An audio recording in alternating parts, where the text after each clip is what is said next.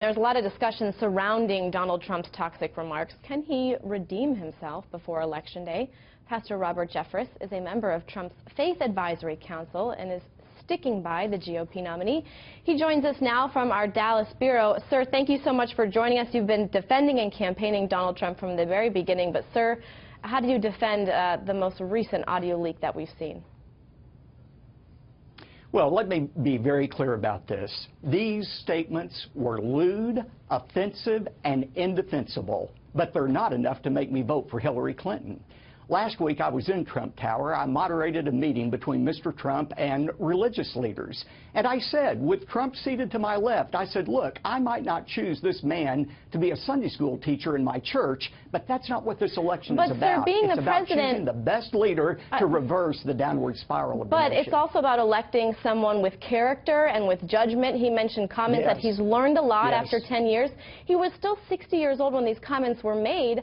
How much growth do you do between between 60 and 70 years old? Has his judgment really changed since then?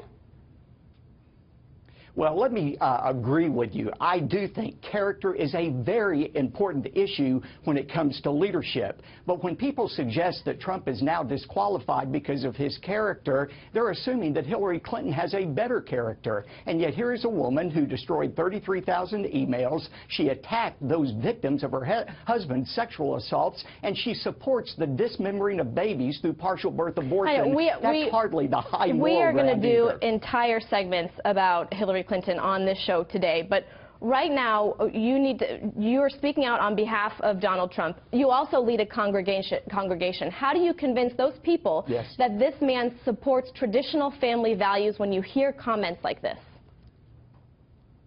Well, first of all, I don't defend the actions or the words. I also talk about the fact that the Bible teaches we are all sinners who all need Christ's forgiveness. But when it comes to family values, I would just say that the issue, I think, for conservative Christians in this next election is the Supreme Court. USA Today said last Friday that the next president is going to shape the Supreme Court and therefore shape America for generations to come.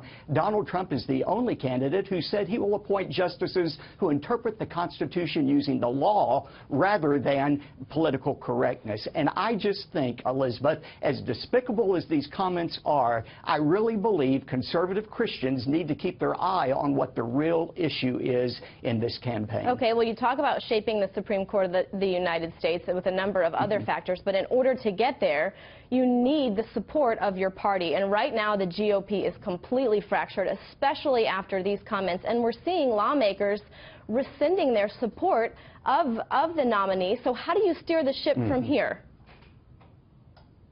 Well, I think it's going to be difficult. I think Mr. Trump, for example, in the debate tomorrow night, when he's asked about this, and I think it's for sure he's going to be asked about this, he needs to demonstrate genuine humility and contriteness for what he has done. He's got to say he was sorry. He needs to repeat what he did last night, that he is a changed person. So I think genuine humility is very important, but then I do think after he demonstrates that, he needs to pivot to what the real issue is. And look, I'm not going to berate people who say they have trouble with supporting the ticket right now because of this, but I really do believe this is a binary choice between Trump and Clinton. And I don't believe a vote for Hillary Clinton is a vote for moral character. I just have when you look at her record as well. One last question for you, Pastor. You said he needs to exhibit genuine humility. Can he promise the American people that this was just a one-off, that we can expect nothing like this again?